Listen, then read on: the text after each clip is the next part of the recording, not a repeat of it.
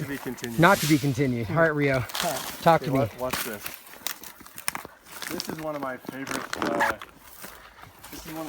Structures.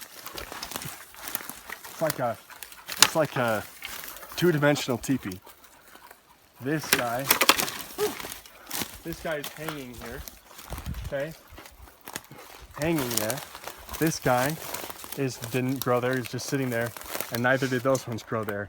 And it's in a perfect straight line, and it's like a giant. It's almost like a spokes in a tire or something. Spokes in a wheel. So all these ones are in a line. I just love that. And then there's this X below it, you know. There's this one hanging. And then it's just hanging there. It's just hanging there. And then you have how many trees leaned up against this dead tree here? I mean, you have quite a few tree leans. I should say, how many tree leans are pointing towards this? Right. It's just a ton. And then over there's another structure there. Take a look at this, actually, too, right behind him. So maybe that's next, maybe not. But look at where the trees are. Both of these trees are stuffed between other trees. They're woven in between them. Well, let me show you what's brand new. All right. So Rio's been here plenty of times. This was not here last time.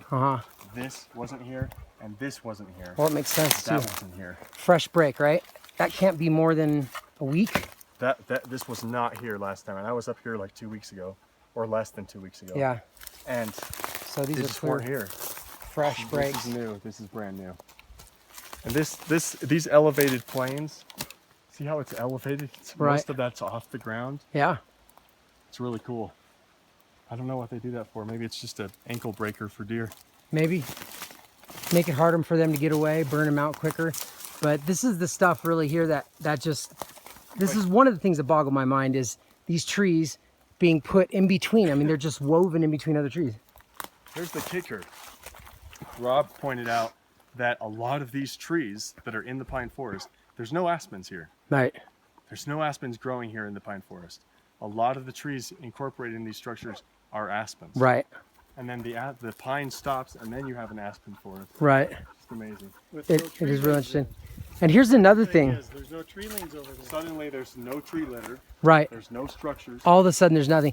And that's another thing I noticed now with these tree leans. All of these tree leans, they're either fully or the majority of them are debarked and the branches are broken off. And then here's another thing. Look on the ground. They are littered with these tiny branches broken off of these tree leans. Just everywhere. And when you start putting this stuff together, you're just, it just gets incredible. These are all, like you said, these are all elevated. And it's crazy to try and figure out why that is. And you got to figure if there's this massive hominid out in the forest that one of their main purposes is to, you know, how they spend most of their time would be to try and find calories, try and find food. And the more food they can get, expending the least amount of calories is going to be what they do. And maybe stuff like what we saw there, not the tree leans, but the elevated trees, you know, crisscrossing all over in that area. They're purposefully done to, you know, have game, to flush game through that area, you know, to trip them up, to tire them out, to, I don't know. I really don't know. I've seen kill boxes, I mean, obvious kill boxes so far. And I've seen these things in every... Just got a loud hoot. That might have been human. But either way, it's amazing to see all this stuff. It's just incredible. It's so purposeful. So purposeful. And this is the evidence. The next time somebody says, if these things were here, there would be evidence all over the place. This is the evidence. The stuff you're seeing on my channel, the stuff my buddy posts, Rio. There's lots of other researchers out there. Colorado Bigfoot, he's an awesome guy. Look what he's putting up there. You know what I mean?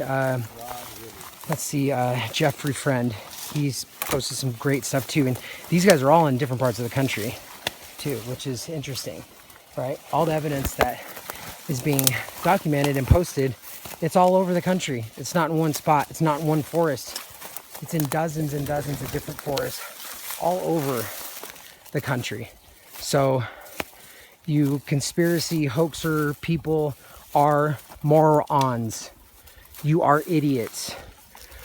If you want to know what's what, if you want to confidently trounce through the internet and say that that's a hoax and this is BS and humans did this and that, come out to the forest. Follow the directions placed in front of you as far as how to find this stuff. Whether you think it's real Sasquatch stuff or hoax stuff, follow the instructions on how to find it. And then come out here and see for yourself. And grab a hold of, you know, a mid to smaller size tree that you see leaning up against another tree. Move it. Try and move it. Have your big fat ass come and try and move it and see how good you can do.